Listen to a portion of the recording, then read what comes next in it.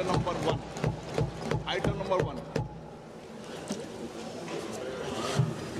Sir, with your permission, I rise to lay on the table a copy each of the following papers, Hindi and English versions, under Article 281 of the Constitution, Report for 2026 to 2031, Volume 1, Main Report of the 16th Finance Commission.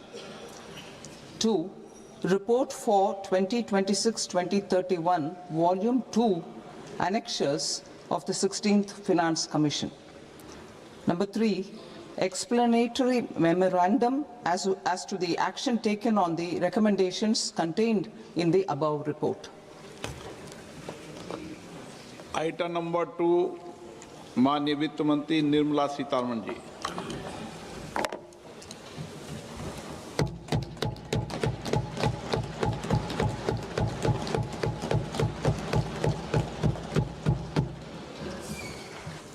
Honorable Speaker, sir, on the sacred occasion of Magh Purnima and the birth anniversary of Guru Ravidas, I present the budget for the year 2026-2027. Since we assumed office 12 years ago, India's economic trajectory has been marked by stability, fiscal discipline, sustained growth, and moderate inflation. This is the result of conscious choices we have made, even in times heightened uncertainty and disruption. Our government, led by Honorable Prime Minister Modi, has decisively and consistently chosen action over ambivalence, reform over rhetoric, and people over populism. We have pursued far-reaching structural reforms, fiscal prudence and monetary stability, whilst maintaining a strong thrust on public investment. Keeping Atmanirbharta as a lodestar, we have built domestic manufacturing capacity, energy security, and reduced critical import dependencies. Simultaneously, we have ensured that citizens benefit from every action of the government, undertaking reforms to support employment generation, agricultural productivity, household purchasing power, and universal services to people. These measures have delivered a high growth rate of around 7% and helped us make substantial strides in poverty reduction and improvement in the lives of our people. Today, we face an external environment in which trade and multilateralism are imperiled and access to resources and supply chains are disrupted. New technologies are transforming production systems while sharply increasing demands on water, energy, and critical minerals. India will continue to take confident steps towards Vikasit Bharat, balancing ambition with inclusion. As a growing economy with expanding trade and capital needs, India must also remain deeply integrated with global markets, exporting more and attracting stable long-term investment.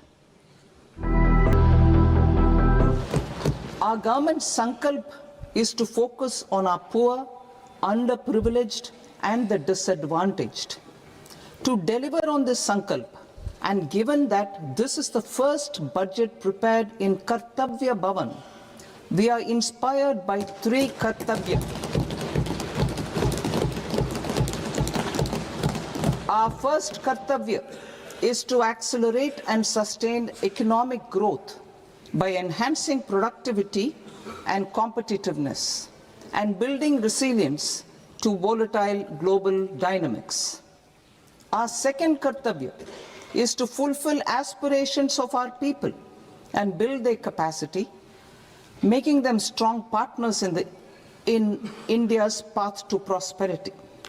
Our third Kartavya, aligned with our vision of Sabka Saath, Sabka Vikas, is to ensure that every family, community, region, and sector has access to resources, amenities, and opportunities for meaningful participation. This threefold approach requires a supportive ecosystem. The first requirement is to sustain the momentum of structural reforms, continuous, adaptive, and forward-looking. Second, a robust and resilient financial sector is central to mobilizing savings, allocating capital efficiently, and managing risks. Third, cutting-edge technologies, including AI applications, can serve us as force multipliers for better governance. Reform Express. Our government has undertaken comprehensive reforms towards creating employment, boosting productivity, and accelerating growth. After the Prime Minister's announcement on Independence Day in 2025, over 350 reforms have been rolled out. This includes GST simplification, notification of labor codes, and rationalization of mandatory quality control orders. High-level committees have been formed, and in parallel, the central government is working with the state governments on deregulation and reducing compliance requirements. The Reform Express is well on its way and will maintain its momentum to help us fulfill our kartavya. I now move to specific proposals. Under our first kartavya, to accelerate and sustain economic growth, I propose interventions in 6 areas. 1. Scaling up manufacturing in 7 strategic and frontier sectors. 2. Rejuvenating legacy industrial sectors. 3. Creating champion MSMEs. 4. Delivering a powerful push for infrastructure. 5. Ensuring long-term security and stability. And 6. Developing city economic regions. Scaling up of manufacturing in 7 strategic and frontier sectors. Biopharma Shakti, meaning biopharma strategy for health advancement through knowledge, technology, and innovation. India's disease burden is observed to be shifting towards non-communicable diseases like diabetes, cancer, and autoimmune disorders. Biologic medicines are key to longevity and quality of life at affordable costs. To develop India as a global biopharma manufacturing hub,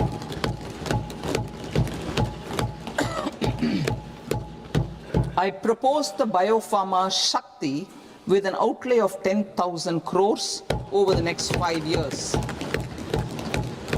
This will build the ecosystem for domestic production of biologics and biosimilars. The strategy will include a biopharma-focused network with 3 new national institutes of pharmaceutical education and research, popularly known as NIPERs, and upgrading 7 existing ones. It will also create a network of 1,000 accredited India clinical trials sites. We propose to strengthen the Central Drug Standard Control Organization to meet global standards and approve timeframes through approval timeframes through a dedicated scientific review cadre and specialists. India's semiconductor mission 1.0 expanded India's semiconductor sector capabilities. Building on this, we will launch ISM 2.0 to produce equipment and materials, design full-stack Indian IP, and fortify supply chains. We will also focus on industry-led research and training centers to develop technology and skilled workforce. The Electronics Components Manufacturing Scheme, launched in April 2025, with an outlay of 22,919 crores, already has investment commitments at double the targets. we propose to increase the outlay to 40,000 crores to capitalize on this momentum.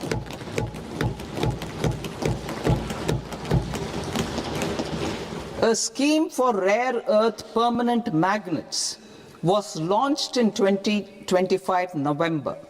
We now propose to support the mineral-rich states of Odisha, Kerala, Andhra Pradesh and Tamil Nadu to establish dedicated rare earth corridors to promote mining, processing, research and manufacturing.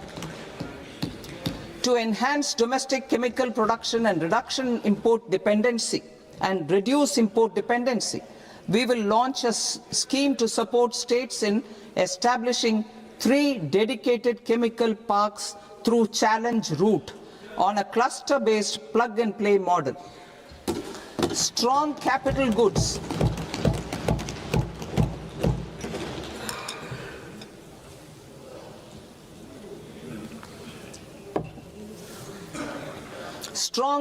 goods capability is a determinant of productivity and quality across different sectors.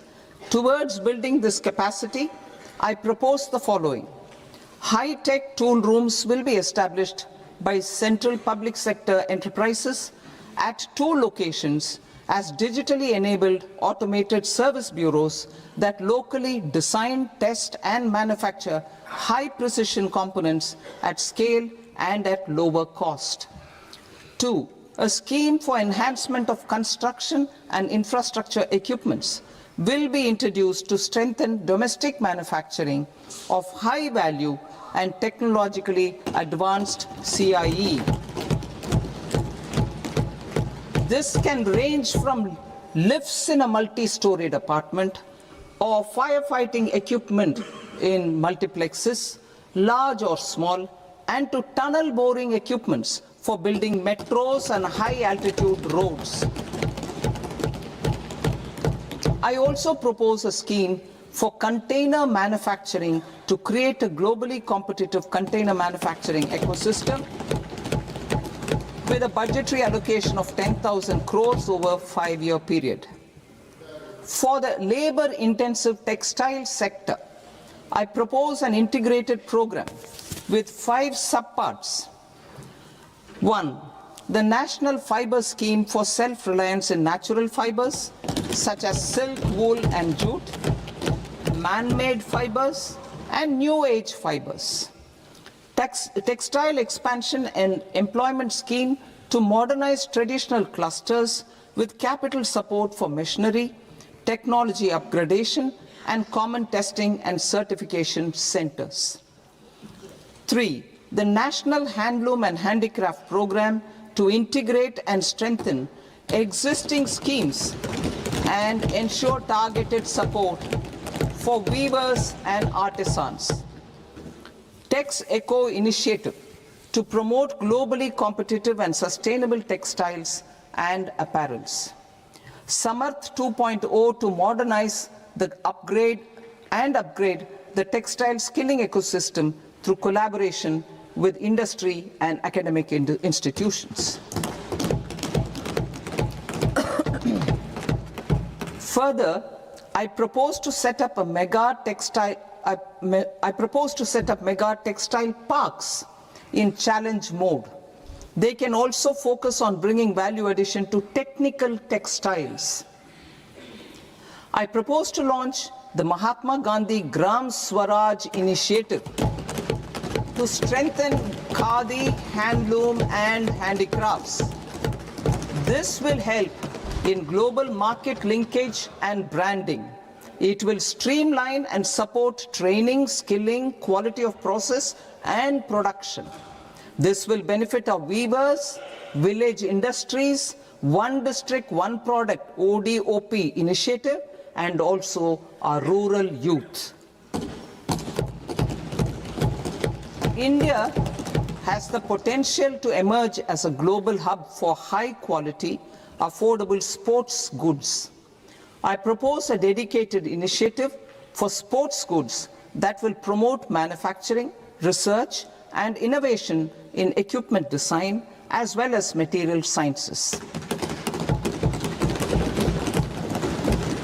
Rejuvenation of legacy industrial clusters. I propose to introduce a scheme to revive 200 legacy industrial clusters to improve their cost competitiveness and efficiency through infrastructure and technology upgradation. Creating champion SMEs and supporting micro enterprises. Recognizing MSMEs as a vital engine of growth, I propose a three-pronged approach to help them grow as champions. Equity support. I propose to introduce a dedicated 10,000 crores SME growth fund to create future champions, incentivizing enterprises based on select criteria. I also propose to top up the Self-Reliant India Fund set up in 2021 with 2,000 crores to continue support to micro enterprises and maintain their access to risk capital. Liquidity support. With TREDS, more than 7 lakh crore has been made available to MSMEs. To leverage its full potential, I propose 4 measures. 1. Mandate TREDS as the transaction settlement platform for all purchases from MSMEs by CPSEs, serving as a benchmark for other corporates. 2. Introduce a credit guarantee support mechanism through CGTMSE for invoice discounting on TREDS platform. 3. Link GEM with TREDS for sharing information with financiers about government purchases from MSMEs, encouraging cheaper and quicker financing. 4.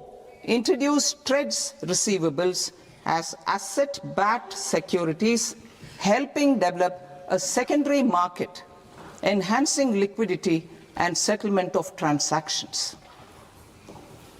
Professional support. Government will facilitate professional institutions such as the ICAI, ICSI, ICMAI to design short-term modular courses and practical tools to develop a cadre of corporate mitras, especially in Tier 2 and Tier 3 towns. These accredited para-professionals will help MSMEs meet compliance requirements at affordable costs. Infrastructure. During this past decade, our government has undertaken several initiatives for large-scale enhancement of public infrastructure, including through new financing instruments such as Infrastructure Investment Trust (InvITs) and Real Estate Investment Trust (REITs), and institutions like NIIF and NABFID. We shall continue to focus on developing infrastructure in cities with over 5 lakh population, that is Tier 2, Tier 3 cities, which have expanded to become growth centers. Public capital expenditure has increased manifold from 2 lakh crore in 2014-15 to an allocation of 11.2 lakh crore in BE 25-26.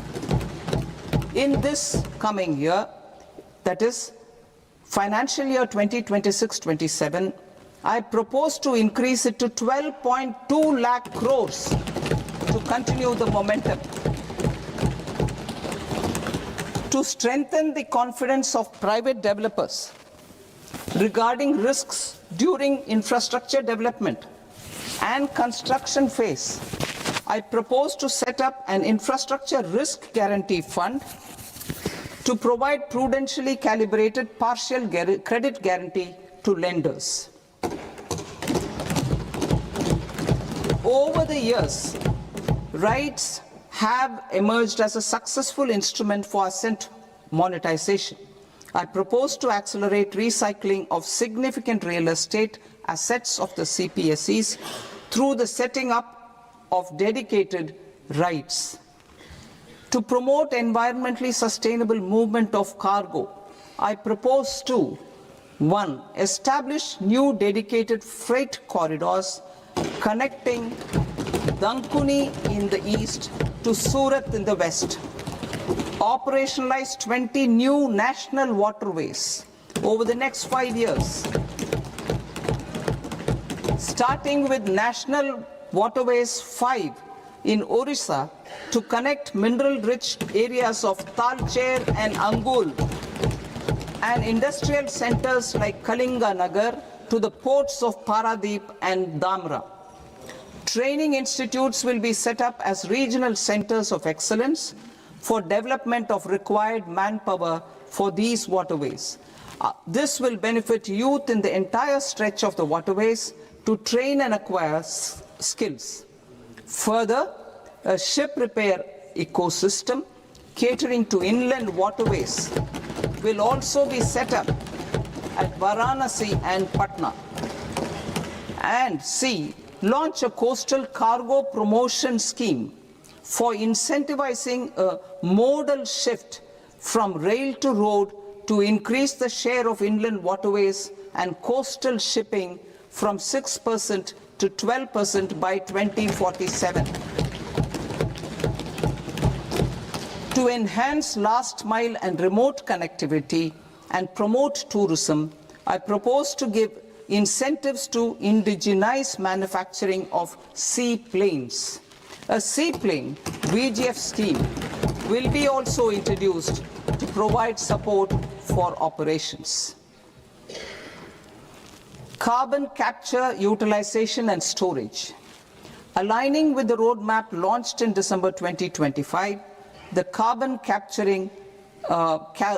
capture, utilization and storage technologies at scale will achieve higher readiness and in end-use application across 5 industrial sectors, including power, steel, cement, refineries, and chemicals.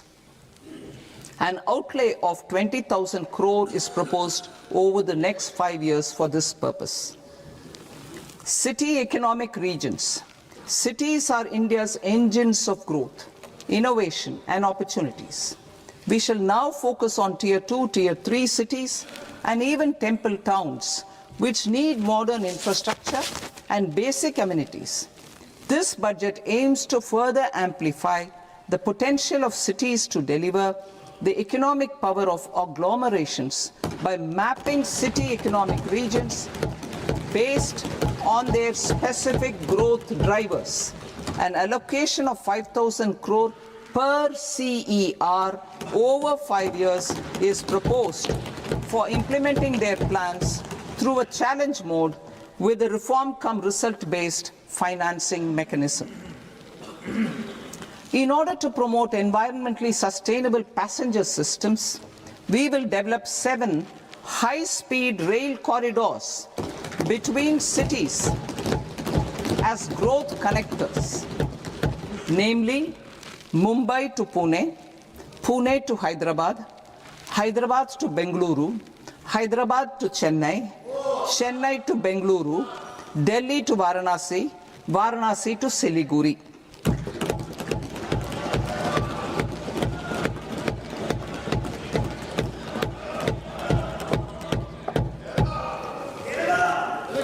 Financial sector.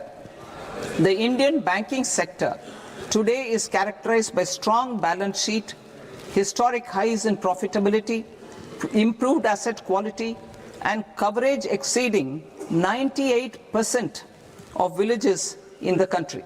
At this juncture, we are well placed to futuristically evaluate the measures needed to continue on the path of reform-led growth of this sector.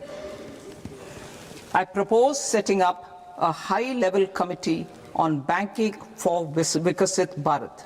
High-level committee on banking for Vikasit Bharat to comprehensively review the sector and align it with India's next phase of growth, while safeguarding financial stability, inclusion, and consumer protection.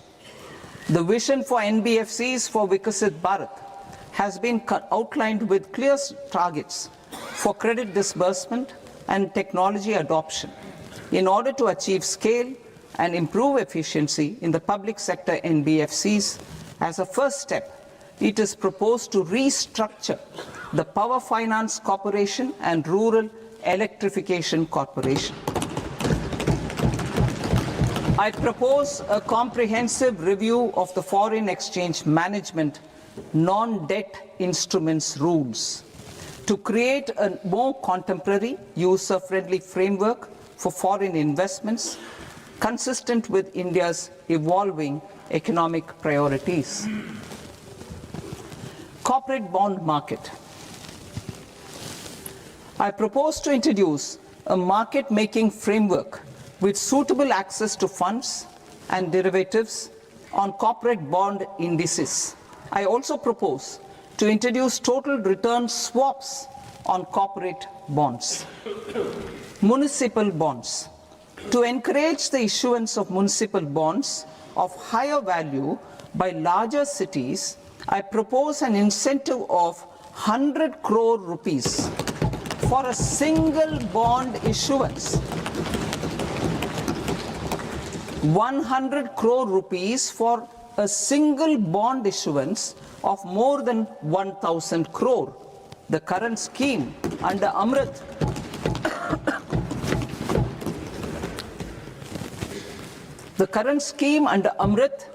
which incentivizes issuances up to 200 crores only, will also continue to support smaller and medium towns.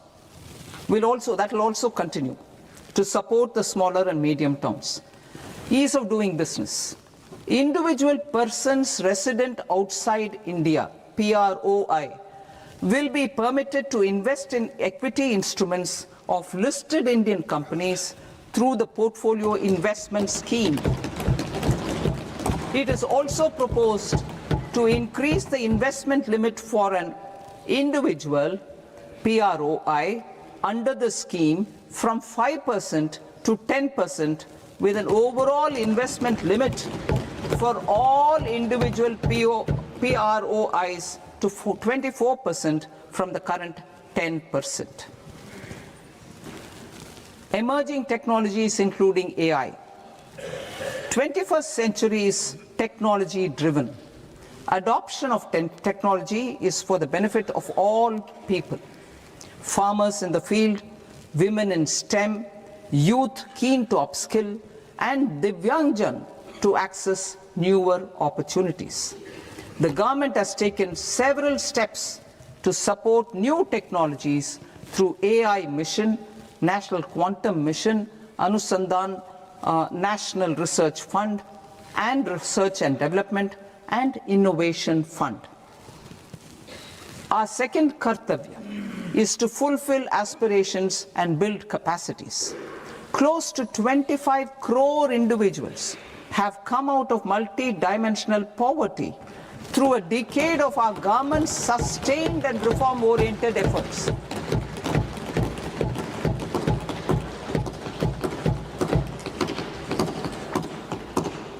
Our government has therefore decided to place a renewed emphasis on the service sector to provide a pathway to fulfilling aspirations of a youthful India with the following measures. I propose to set up a high-powered Education to Employment and Enterprises Standing Committee to recommend measures that focus on services sector as a core driver of Vikasit Bharat. This will make us a global leader in services with a 10% global share by 2047. The committee will prioritize areas to optimize the potential for growth, employment, and exports. They will also assess the impact of emerging technologies, including AI, on jobs and skill requirements and propose measures thereof.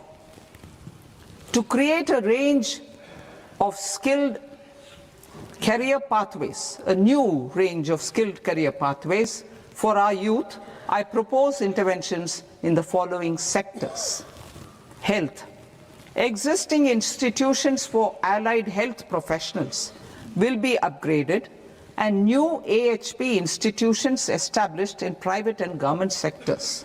This will cover 10 selected disciplines, including optometry, radiology, anesthesia, OT technology, applied psychology and behavioral health, and add 1 lakh AHPs over the next 5 years. A strong care system covering geriatric and allied care services will be built. A variety of NSQF-aligned programs will be developed to train multi-skilled caregivers, combining core care and allied skills such as wellness, yoga, and operation of medical assistive devices. In the coming year, 1.5 lakh caregivers will be trained.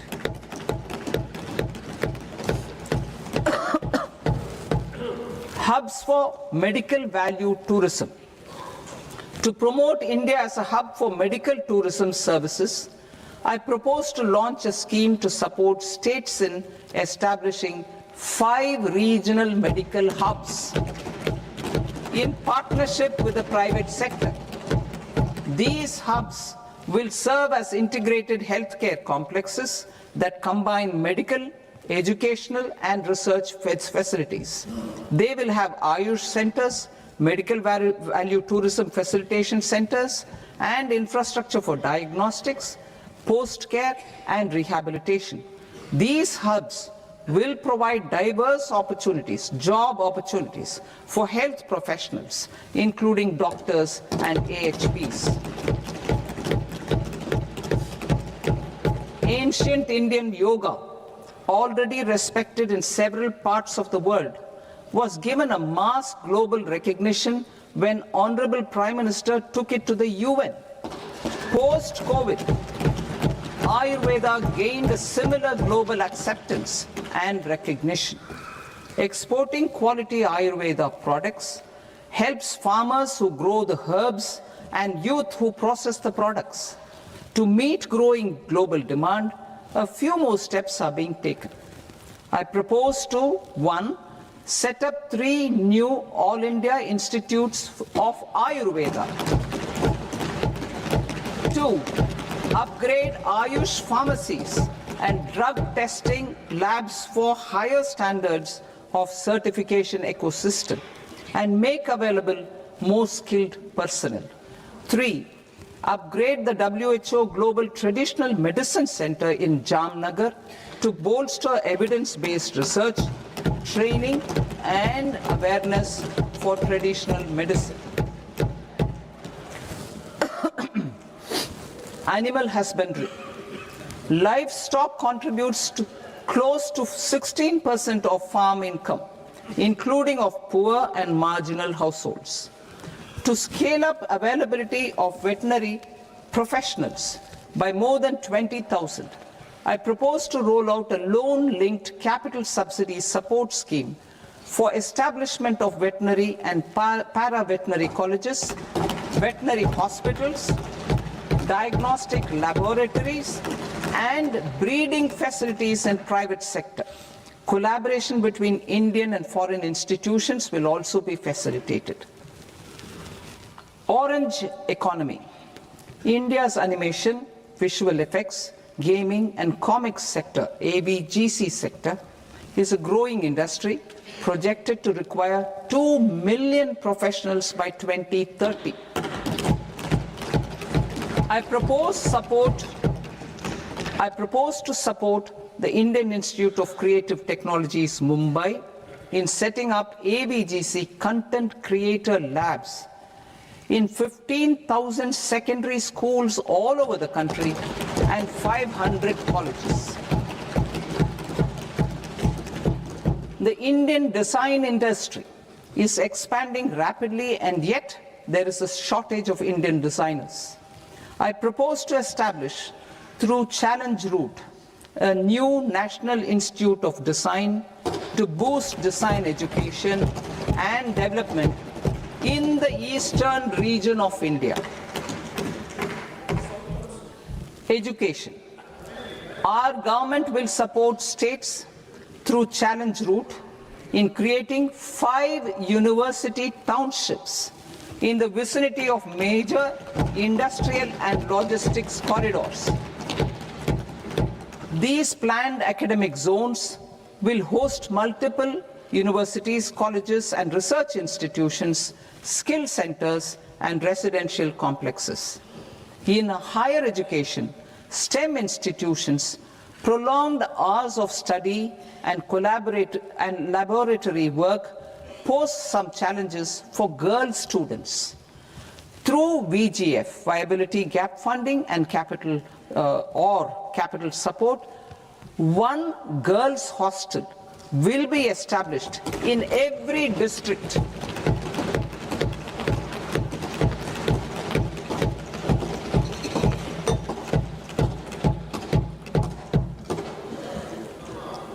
To promote astrophysics and astronomy via immersive experiences. 4 telescope infrastructure facilities will be set up or upgraded. The National Large Solar Telescope, the National Large Optical Infrared Telescope, the Himalayan Chandra Telescope, and the Cosmos 2 Planetarium. Tourism. The tourism sector has the potential to play a large role in the employment generation, forex earnings, and expanding the local economy. I propose to set up a National Institute of Hospitality by upgrading the existing National Council for Hotel Management and Catering Technology. It will function as a bridge between academia, industry, and government. I also propose a pilot scheme for upskilling 10,000 guides in 20 iconic tourist sites through a standardized, high-quality, 12-week training course in hybrid mode in collaboration with the Indian Institute of Management. A national destination digital knowledge grid will be established to digitally document all places of significance, cultural, spiritual, and heritage. This initiative will create a new ecosystem of jobs for local researchers, historians, content creators, and technology partners. India has the potential and opportunity to offer world-class trekking and hiking experience. We will develop ecologically sustainable mountain trails in Himachal Pradesh, Uttarakhand, and Jammu Kashmir. Also in Araku Valley in the Eastern Ghats and Podigai Malai in the Western Ghats. Turtle trails along key nesting sites in the coastal areas of Odisha, Karnataka, and Kerala. And 3 bird watching trails along the Pulikat Lake in Andhra Pradesh, Tamil Nadu. It's on the border. Under the visionary leadership of Honorable Prime Minister, we established the International Big Cat Alliance in 2024. This year, India is hosting the first ever Global Big Cat Summit, where heads of governments and ministers from 95 range countries will deliberate on collective strategies for conservation. Heritage and culture tourism. I propose to develop 15 archaeological sites, including Lothal, Dolavira, Rakhi Gadi, Adichanallur, Saranath, Hastinapur, and Leh Palace into vibrant experiential cultural destinations. Excavated landscapes will be open to the public through curated walkways. Immersive storytelling skills and technologies will be introduced to help conservation labs, interpretation centers, and guides. The sports sector provides multiple means of employment, skilling, and job opportunities. Taking forward the systematic nurturing of sports talent, which is set in motion through the Khelo India program earlier, I propose to launch a Khelo India mission to transform the sports sector over the next decade. The mission will facilitate an integrated talent development pathway supported by training centers, which are foundational, intermediate, and elite levels. B, systematic development of coaches and support staff. C, integration of sports science and technology. D, competitions and leagues to promote sports culture and provide platforms. And E, development of sports infrastructure for training and competition. Our third Kartavya aligns with our vision of Sabka Saath, Sabka Vikas towards Vikasit Bharat. This requires targeted efforts for 1. Increasing farmer incomes through productivity enhancement and entrepreneurship, with special attention to small and marginal farmers. B. Empowering Divyangjan through access to livelihood opportunities, training, and high-quality assistive devices. C. Empowering the vulnerable to access mental health and trauma care. D. Focus on the Purvodaya states and the Northeast region to accelerate development and employment opportunities. Fisheries. We will undertake initiatives for integrated development of 500 reservoirs and Amrit Sarovars. 2. Strengthen the fisheries value chain in coastal areas and enable market linkages involving startups and women-led groups together with fish farmer producer organizations. Animal husbandry. To provide quality employment opportunities in rural and peri-urban areas, we will support the animal husbandry sector in entrepreneurship development through A. A credit-linked subsidy program. B. Scaling up and modernization of livestock enterprises. C. Enhanced creation of livestock, dairy, and poultry. Enhanced creation of livestock, dairy, and poultry-focused integrated value chains. And D. Encourage creation of livestock farmer-producer organizations. High-value agriculture. To diversify farm outputs, increase productivity, enhance farmers' incomes, and create new employment opportunities, we will support high-value crops such as coconut, sandalwood, cocoa, cashew in the coastal areas, agar trees in northeast, and nuts such as almonds, walnuts, and pine nuts in our hilly regions. These, all of them, will be supported. India is the world's largest producer of coconuts. About 30 million people, including nearly 10 million farmers, depend on coconuts for their livelihood.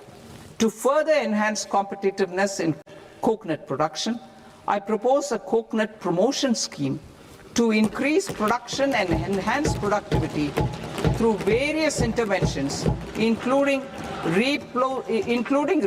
replacing and non-productive trees with new saplings or plants or varieties in major coconut growing states.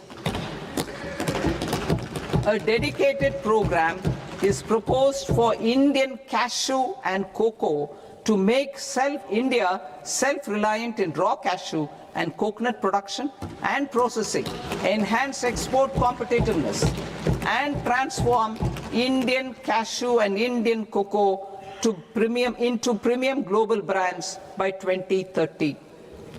Sandalwood. Sandalwood is closely linked to India's social and cultural heritage. Our government will partner with state governments to promote focused cultivation and post-harvest processing to restore the glory of the Indian sandalwood ecosystem.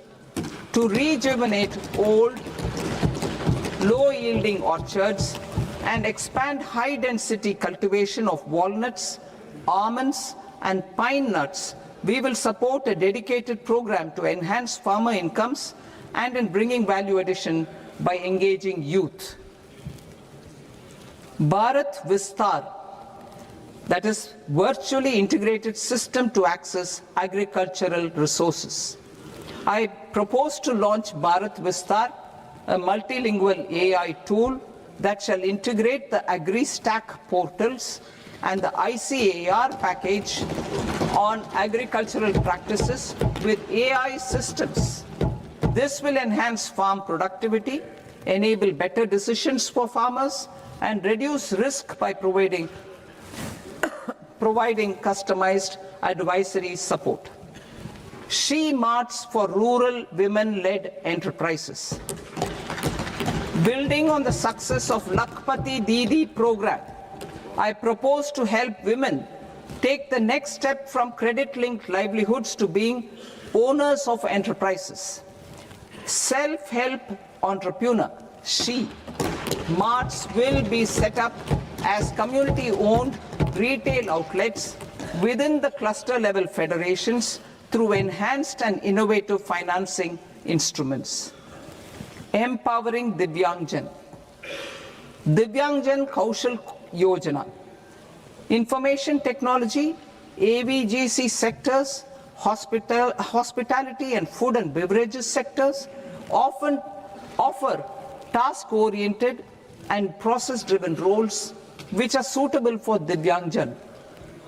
We will ensure dignified livelihood opportunities through industry-relevant and customized training specific to each Divyangjan group. Divyang Sahara Yojana. Timely access to high-quality assistive devices for all eligible Divyangjan is a fundamental need. I propose to 1. Support the Artificial Limbs Manufacturing Corporation of India, Alimco, to set up and to scale up production of assistive devices, invest in R&D and AI integration, strengthen PM Divyasha Kendras, and support setting up of assistive technology marts as modern retail style centers where Divyangjan and senior citizens can see, try and purchase assistive products. Reaffirming our commitment to mental health and trauma care. There are no national institutes for mental health care in North India. We will therefore set up a NIMHANS 2 and also upgrade national mental health institutes in Ranchi and in Tezpur as regional apex institutions. Emergencies expose families, particularly the poor and vulnerable, to unexpected expenditure. We will strengthen and increase these capacities by 50% in district hospitals by establishing emergency and trauma care centers. Focus on Purvodaya states and northeastern regions. Purvodaya. I propose the development of an integrated East Coast industrial corridor with a well-connected node at Durgapur, creation of 5 tourism destinations in 5 Purvodaya states, and the provision of 4,000 e-buses. Buddhist sites in northeastern region. The northeastern region is a civilizational confluence of Theravada and Mahayana or Vajrayana traditions. I propose to launch a scheme for development of Buddhist circuits in Arunachal Pradesh, Sikkim, Assam, Manipur, Mizoram, and Tripura.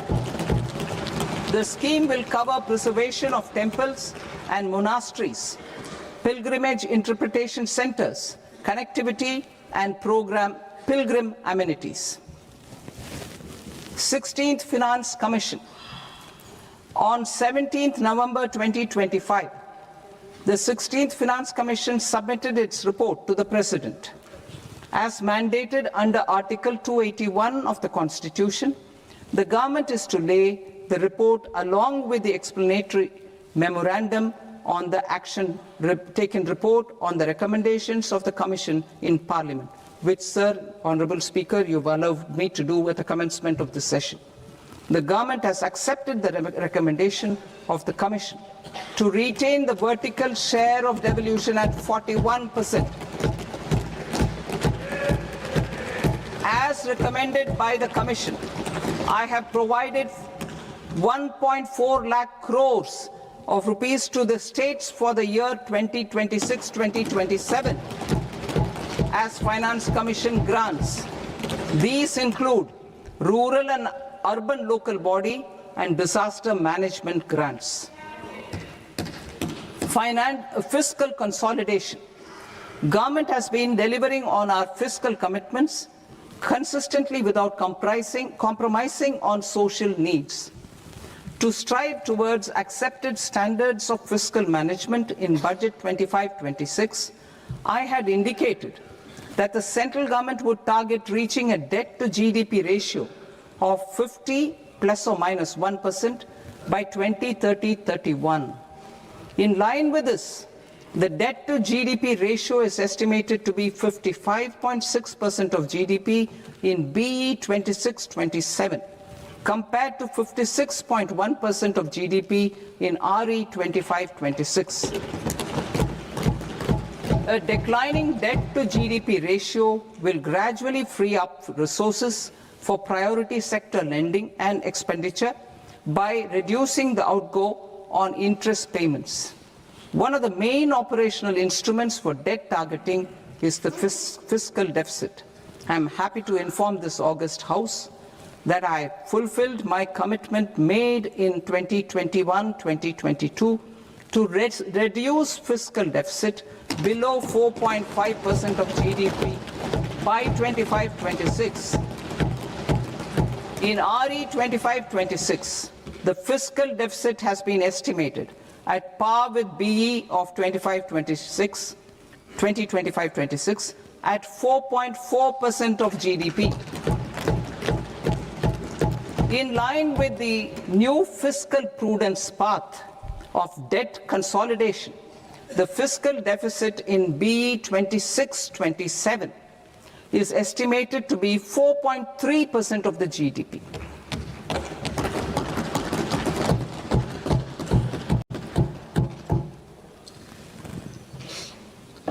The revised estimates of the non-debt receipts are 34 lakh crore rupees, of which the centre's net tax receipts are 26.7 lakh crore. The revised estimate of the total expenditure is 49.6 lakh crore rupees, of which the capital expenditure is about 11 lakh crores. Budget estimates 2026 to 2027. Coming to 26-27, the non-debt receipts and the total expenditure are estimated as 36.5 lakh crore and 53.5 lakh crore respectively. The centre's net tax receipts are estimated at 28.7 lakh crore rupees. To finance the fiscal deficit, the net market borrowings from dated securities are estimated at 11.7 lakh crore rupees. The balance financing is expected to come from small savings and other sources. The gross market borrowings are estimated at 17.2 lakh crore rupees. I'll now move to Part B. Part B, direct taxes.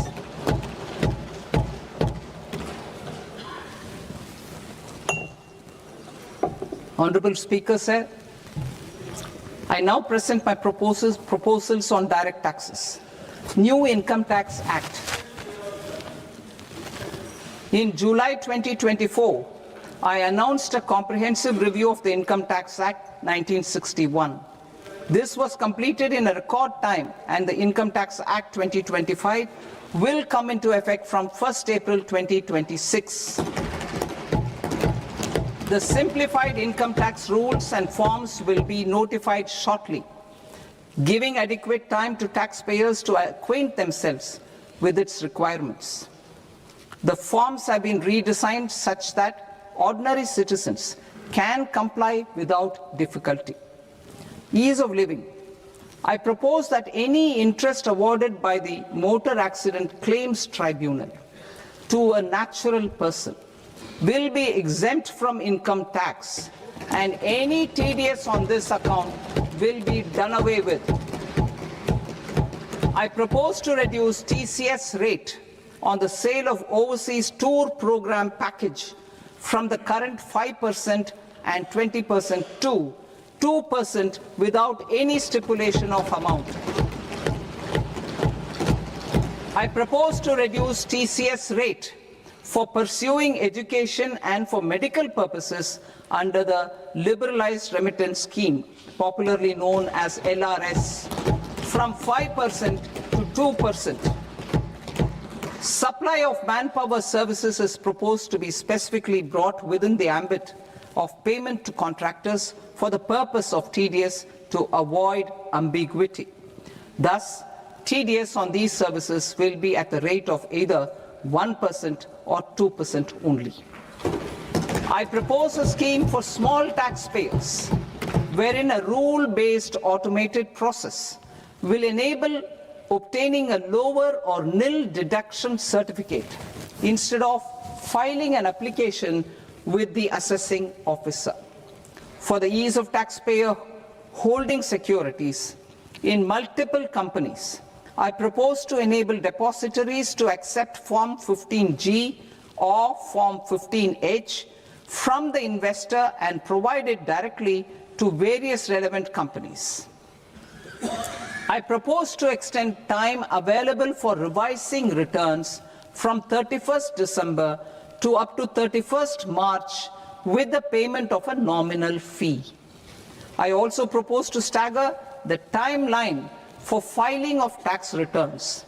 Individuals with ITR 1 and ITR 2 returns will continue to file till 31st July, and non-audit business cases or trusts are proposed to be allowed time till 31st August. TDS on sale of immovable property by a non-resident is proposed to be deducted and deposited through resident buyers and his or her PAN-based challan instead of requiring a TAN, which is a temporary accounting number. To address practical issues of small taxpayers like students, young professionals, tech employees, relocated NRIs, and such others, I propose to introduce a one-time 6-month foreign asset disclosure scheme for these taxpayers to disclose income or assets below a certain size. This scheme would be applicable for two categories of taxpayers, namely A, who did not disclose their overseas income or assets, and B, who disclosed their overseas income and or paid due tax but could not declare the asset acquired. For category A, the limit of undisclosed income or asset is proposed to be up to 1 crore rupees. They need to pay 30% of fair market value of asset or 30% of undisclosed income as tax and 30% as additional income tax in lieu of penalty, and would thereby get immunity from prosecution. For category B, asset value is proposed to be up to 5 crore rupees. Here, immunity from both penalty and prosecution will be available with a payment of fee of 1 lakh rupees. Rationalizing penalty and prosecution. Multiplicity of proceedings are hindrance to the ease of doing business. I propose to integrate assessment and penalty proceedings by way of a common order for both. There will be no interest liability on the taxpayer on the penalty amount for the period of appeal before the first appellate authority, irrespective of the outcome of appeal process. Further, quantum of prepayment is being reduced from 20% to 10% and will continue to be calculated only on core tax demand. As an additional measure for reducing litigation, I propose to allow taxpayers to update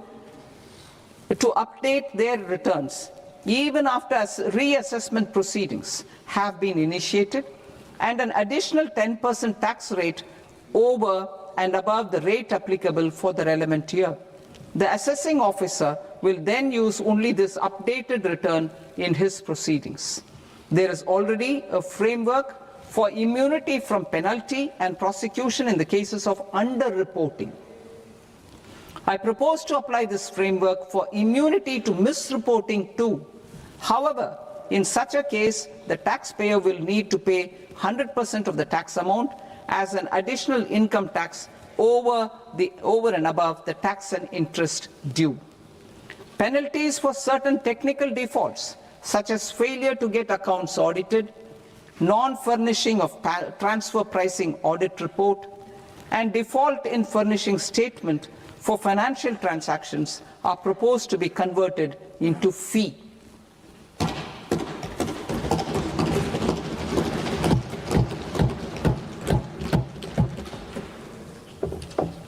I propose to rationalize prosecution framework under Income Tax Act while maintaining a careful balance for deterrence in some serious offence.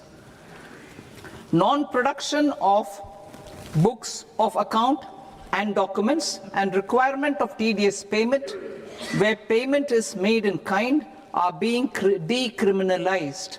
Further, minor offences will attract fine only.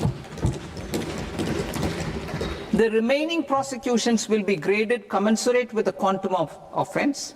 They will entail only simple imprisonment with maximum imprisonment reduced to 2 years and power to courts to convert even those into fines. There is no penalty. There is no penalty presently for non-disclosure of non-immovable foreign assets with aggregate value less than 20 lakh rupees. I propose to also provide them with immunity from prosecution with retrospective effect from 1/10/2024.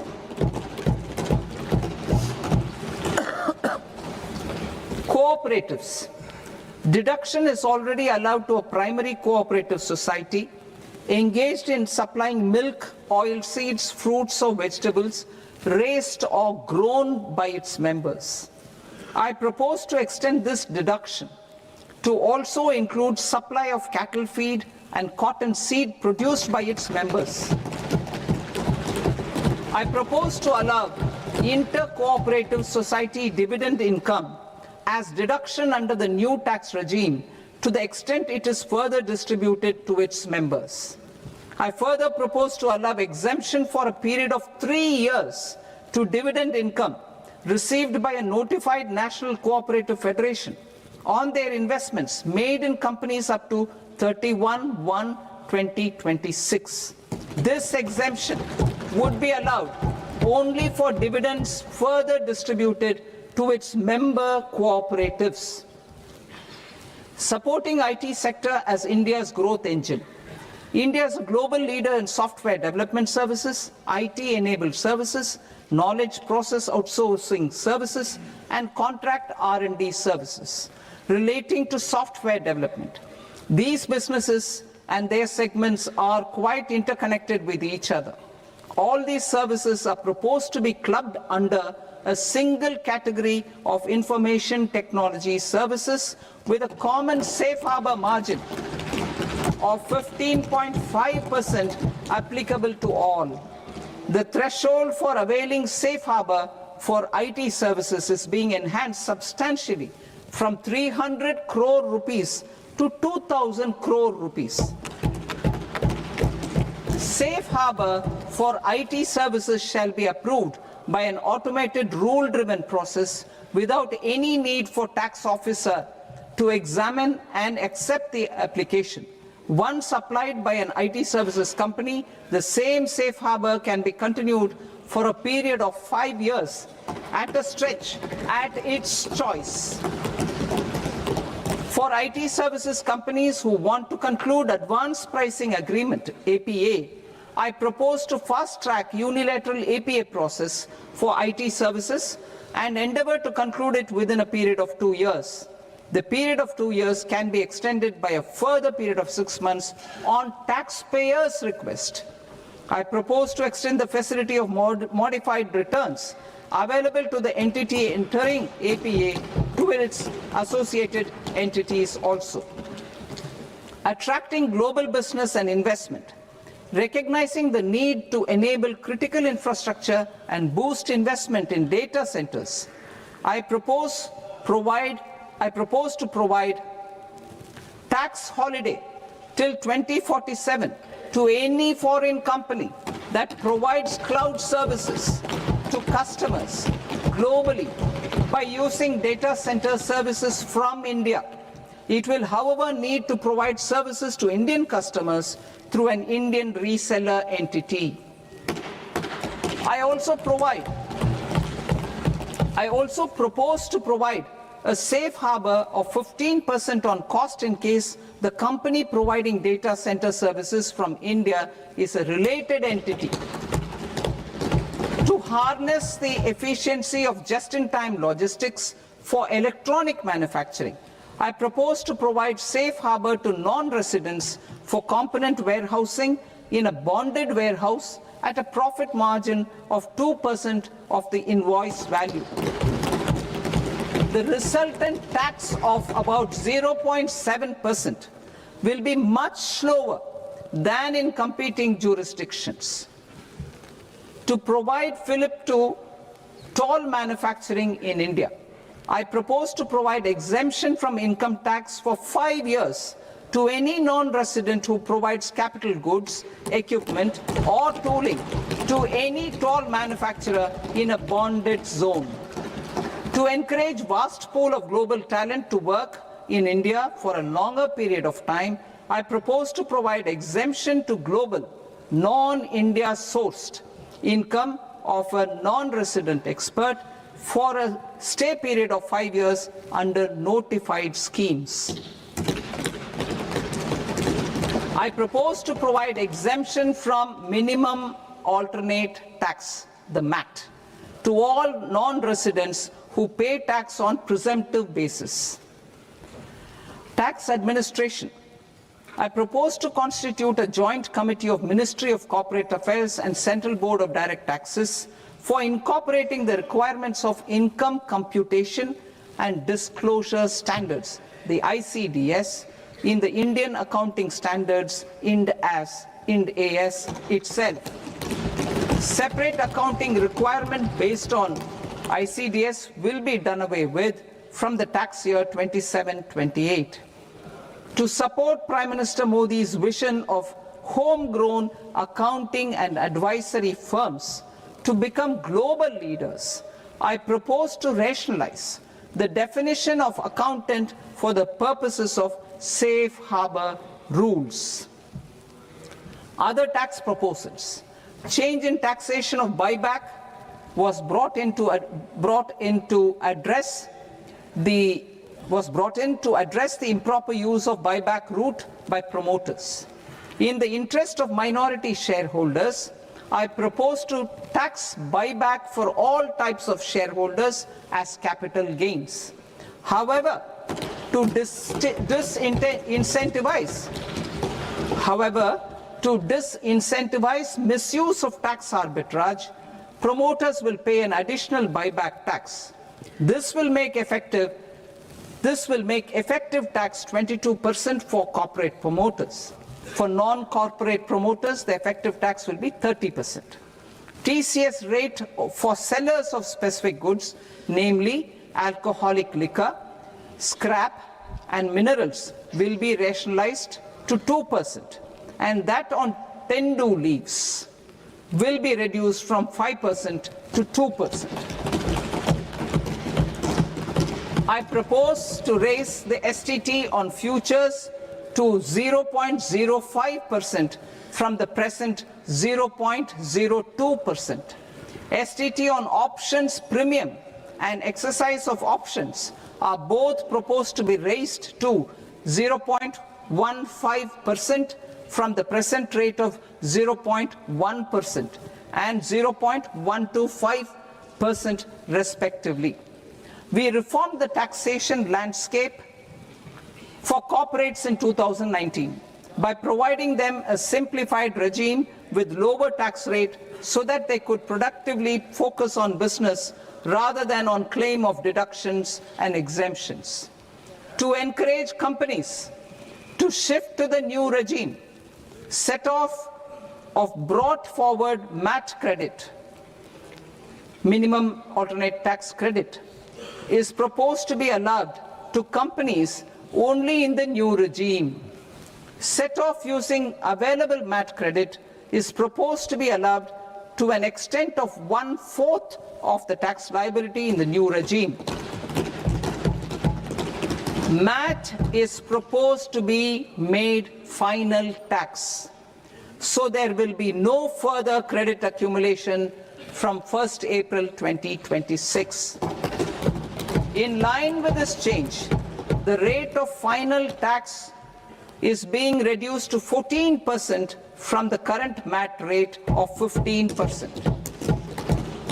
The brought forward MAT credit of taxpayers accumulated till 30th March 2026 will continue to be available to them for set-off as above. Indirect taxes. I shall now take up proposals related to indirect taxes. My proposals for customs and central excise aim to further simplify the tariff structure, support domestic manufacturing, promote export competitiveness, and correct inversion in duty. To continue weeding out long-continuing customs duty exemptions, I propose to remove certain exemptions on items which are being manufactured in India or where the imports are negligible. Similarly, to further simplify the process of ascertaining the rate of duty applicable on a particular item, I propose to incorporate certain effective rates in various customs notifications to the tariff schedule itself. I shall now take up sector-specific proposals. Promotion of exports of marine, leather, and textile products. I propose to increase the limit for duty-free imports of specified inputs used for processing seafoods for export from the current 1% to 3% of FOB value of the previous year's export turnover.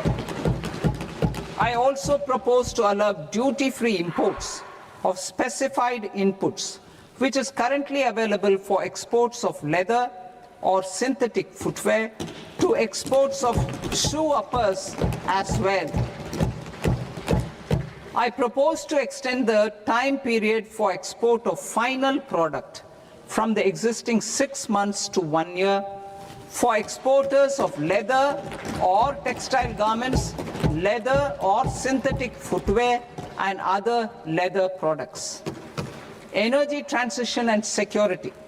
I propose to extend the basic customs duty exemption given to capital goods used for manufacturing lithium-ion cells for batteries to those used for manufacturing lithium-ion cells for battery energy storage systems also. I propose to exempt basic customs duty on import of sodium antimonate for use in manufacture of solar glass. Nuclear power. I propose to extend the existing basic customs duty exemption on imports of goods required for nuclear power projects till the year 2035 and expand it for all nuclear plants irrespective of their capacity. Critical minerals. It is proposed to provide basic customs duty exemption to the import of capital goods required for the processing of critical minerals in India. Biogas blended CNG. I propose to exclude the entire value of biogas while calculating the central excise duty payable on biogas blended CNG. Civil and defense aviation. I propose to exempt basic customs duty on components and parts required for the manufacture of civilian training and other aircrafts. It is proposed to exempt basic customs duty on raw materials imported for the manufacture of parts of aircraft to be used in maintenance, repair, or overall requirements by units in the defense sector. Electronics. To deepen value addition in the consumer electronics sector, I propose to exempt basic customs duty on specified parts used in the manufacture of microwave ovens. Special economic zone. To address the concerns arising about utilization of capacity by manufacturing units in the special economic zones due to global trade disruptions, I propose as a special one-time measure to facilitate sales by eligible manufacturing units in SEZs to the domestic tariff area at concessional rates of duty. The quantity of such sales will be limited to a prescribed proportion of their exports. Necessary regulatory changes will be undertaken to operationalize the measures while ensuring level playing field for the units working in the DTA. Ease of living. To rationalize the customs duty structure for goods imported for personal use, I propose to reduce the tariff rate on all dutiable goods imported for personal use from 20% to 10%. To provide relief to patients, particularly those suffering from cancer, I propose to exempt basic customs duty on 17 drugs or medicines. I propose also to add 7 more rare diseases for the purposes of exempting import duties on personal imports of drugs, medicines, and food for special medical purposes used in their treatment. Customs process. India's role and share in the global trade is poised for a major leap in line with our ambition and journey towards Vikasit Bharat. In this regard, I propose many measures for custom processes to have minimal intervention for smoother and faster movement of goods and greater certainty to the trade. Trust-based systems. I propose to enhance duty deferral period for Tier 2 and Tier 3 authorized economic operators, known as AEOs, from 15 days to 30 days. I propose to provide eligible manufacturer importers the same duty deferral facility. This should encourage them to get themselves accredited as a full-fledged Tier 3 AEO in due course. To provide greater certainty and for better business planning, I propose to extend validity period of advance ruling binding on customs from the present 3 years to 5 years. In the spirit of the whole of government approach,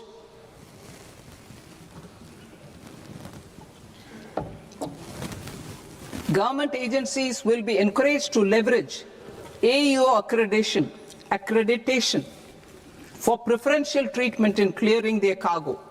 Regular importers with trusted long-standing supply chains will be recognized in the risk system so that the need for verification of their cargo every time can be minimized. Export cargo using electronic sealing. Export cargo using electronic sealing will be provided through clearance from the factory premises to the ship. For import of goods not needing any compliance, filing of bill of entry by a trusted importer and arrival of goods will automatically notify customs for completing their clearance formalities. This will enable goods to be released immediately on arrival. The customs warehouse framework will be transformed into a warehouse operator-centric system with a self-declarations, electronic tracking, and risk-based audit. These reforms will move away from the current system of officer-dependent approvals and reduce transaction delays and compliance costs. Ease of doing business.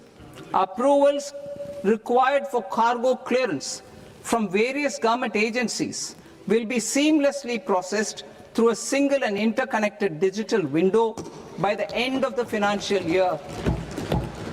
Processes involved in clearance of food, drugs, plant, and animal and wildlife products, accounting for about 70% of interdicted cargo, will be operationalized on this system by April 2026 itself. For goods not having any compliance requirement, clearance will be done by customs immediately after online registration is completed by the importer, subject to the payment of duty. Customs integrated system will be rolled out in 2 years as a single integrated and scalable platform for all customs processes.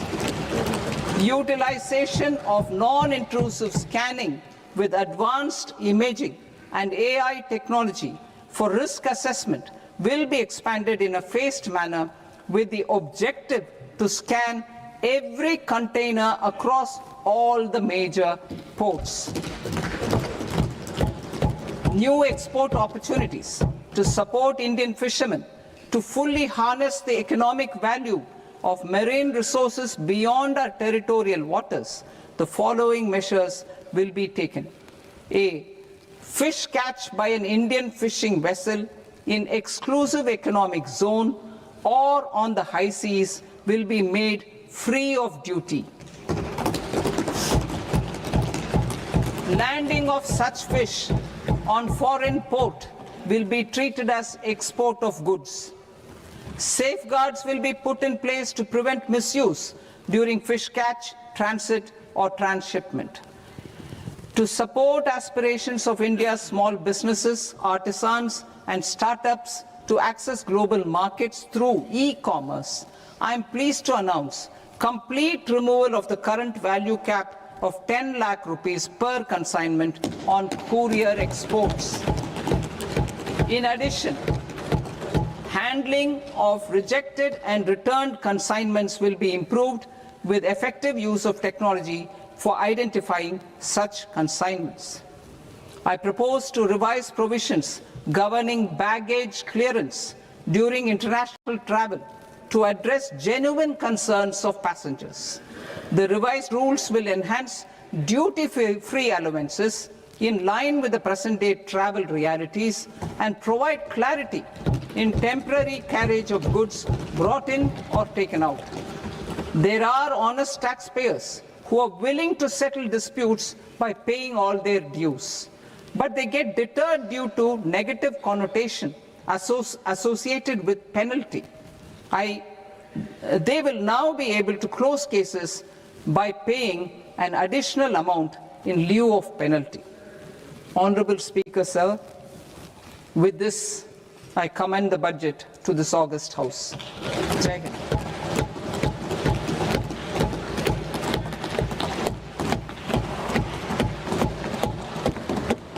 One and a half hours.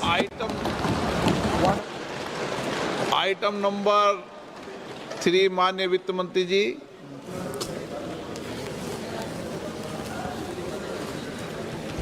Item number 2, sir. 3. 3. Sir, with your permission, I rise to lay on the table of the following statements under Section 3(1) of the Fiscal Responsibility and Budget Management Act of 2003. Medium-term fiscal policy cum fiscal policy strategy statement and macroeconomic framework statement. Item number 4 माननीय वित्त मंत्री जी. Sir, with your permission, I move for leave to introduce the Finance Bill 2026. प्रश्न ये कि विधेयक को पुनः स्थापित करने की अनुमति प्रदान की जाए. जो सदस्य इस पक्ष में हाँ गए, जो सदस्य विरोध में ना गए, मेरे विचार में निर्णय हाँ वालों के पक्ष में हाँ वालों के पक्ष में अनुमति प्रदान की जाती है। माननीय मंत्री जी, अब विधेयक पूरे स्थापित करें। Sir, I introduce the bill. माननीय सदस्यगण, आपको सूचित किया जाता है कि माननीय मंत्री जी के बजट भाषण की कॉपी पब्लिकेशन काउंटर पर ली जाती है। बजट भाषण और बजट से संबंधित दस्तावेज आपके मोबाइल फोन और मेंबर पोर्टल्स पर ही उपलब्ध है। सभा की कार्रवाई कल सोमवार दिनांक 2 फरवरी 2026 को प्राप्त 11 बजे तक के लिए स्थगित की जाती है।